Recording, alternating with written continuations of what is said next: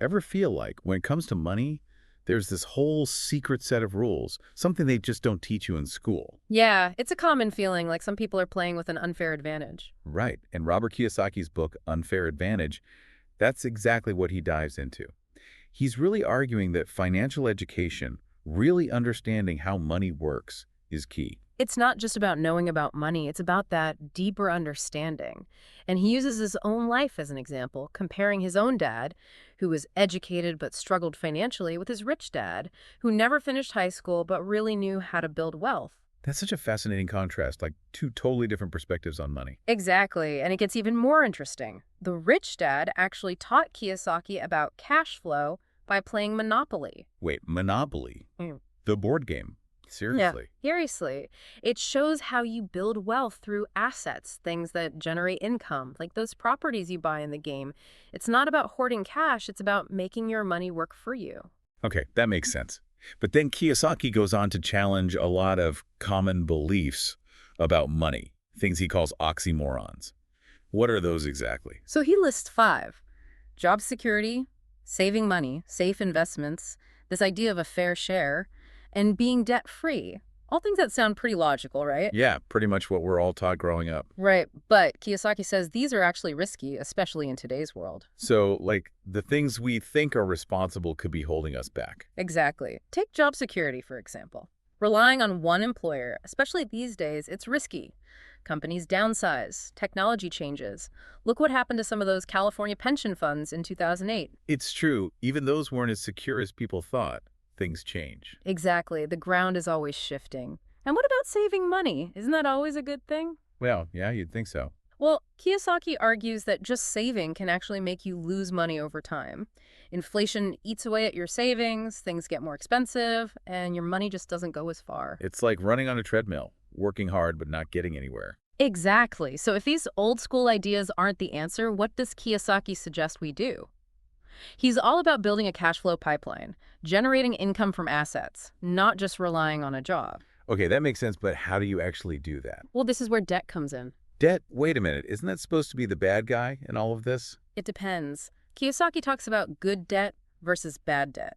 Okay, so what's the difference? So bad debt is using borrowed money for liabilities, things that lose value over time, like that fancy new car you're paying off for years. Okay, I see. So then good debt must be. Good debt is when you use borrowed money to buy assets, things that will make you money, build wealth. So it's about using debt strategically. Exactly. He gives this example of how he and his wife, Kim, used debt in real estate. They invested $1 million, and through some really smart borrowing and refinancing, they ended up making way more. Wow. So it's about working with the system, not against it. Exactly. And this is where understanding how the wealthy use the system is important, especially when it comes to taxes. Ah, taxes. Everyone's favorite topic, right? Right. But Kiyosaki argues that while taxes definitely feel burdensome, they also offer big opportunities for those who know how to navigate them. Okay, so it's like there's a whole other set of rules for taxes that most people don't even know about. Exactly. He gives the example of real estate investors. Through legal deductions and smart planning, they often pay less in taxes than someone with a regular salary. Wow, that's a pretty big advantage. So how do we even begin to tap into that? Do we all need to become tax experts overnight? Not necessarily, but Kiyosaki is a huge advocate for financial education. Read books, attend seminars, find mentors. So it's an ongoing process. Absolutely. Just like an athlete trains to get better, we need to train our financial intelligence. I like that, building those financial muscles. So we're not just reacting, we have a plan. Yes. And that knowledge can make a huge difference, especially when things get a little uncertain economically, which, let's face it, Which seems to be more and more often these days. right, having that financial knowledge can really give you an edge. So it's like having a game plan for your money. You're not just winging it anymore. Right, you're not just reacting to whatever happens, but knowledge is just one part of it, right? Hmm.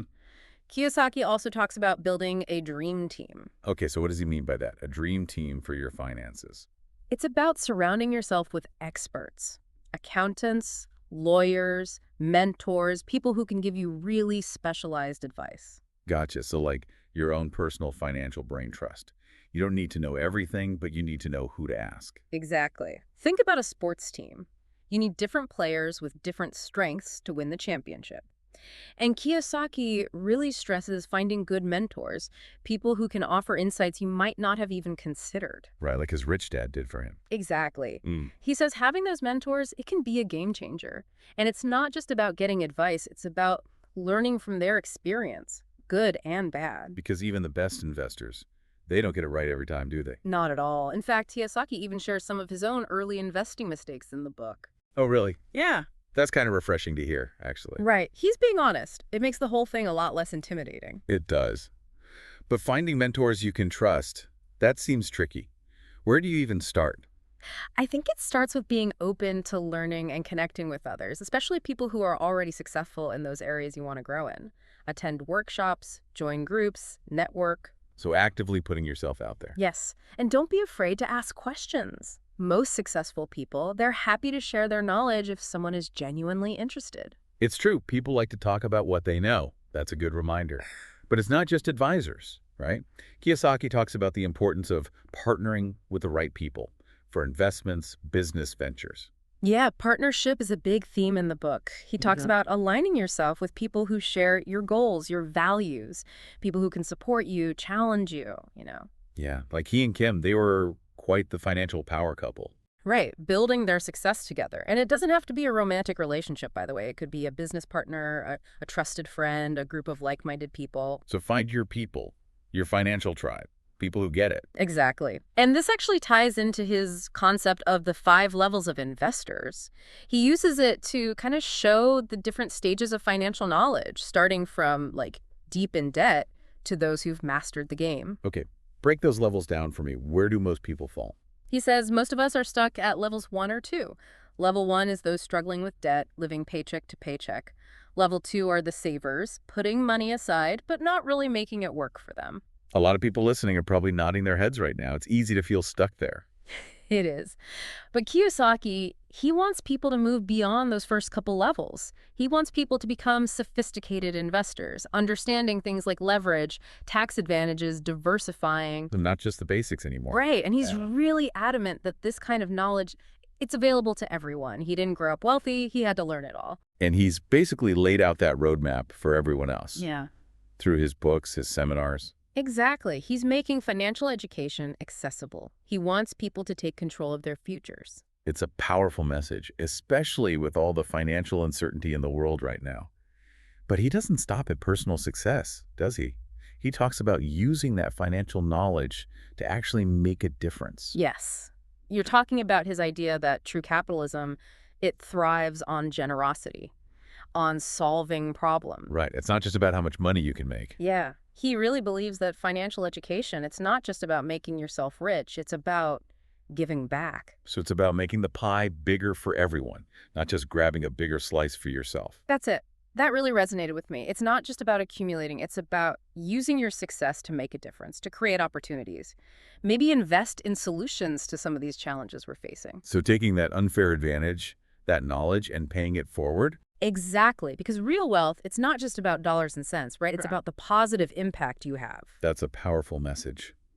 So where do we go from here? How do we take all these ideas from Kiyosaki and put them into action? Well, I always go back to that commitment to learning. Never stop reading, keep asking questions, find those mentors, those resources that can really deepen your understanding. Becoming your own financial advocate. Yes, don't just blindly follow advice. Challenge those assumptions, get different perspectives. Don't be afraid to think outside the box, especially when it comes to building your financial future. And it's not about finding that magic formula or get-rich-quick scheme. This is about really understanding those financial principles, building a solid foundation for the long term. Absolutely. It's about sustainability, an approach to building wealth that aligns with your values, your goals. It's about living a more fulfilling life, a more impactful life. Well, there you have it, our deep dive into Unfair Advantage by Robert Kiyosaki. We covered a lot today. Challenging those old assumptions about money, about debt. Really exploring that power of financial education, right? Building that cash flow pipeline. And the importance of having the right people in your corner. Those mentors, partners, advisors, they can make all the difference. They really can. It's about building that support network. And at the end of the day, it's about using that knowledge, that unfair advantage, to make a real difference in the world. It comes back to that, doesn't it? Financial literacy is power. for individuals, for communities, for all of us. So whether you're just starting out or you're a seasoned investor, remember, knowledge is power. Keep learning, keep growing, and keep building that brighter financial future for yourself and for everyone around you.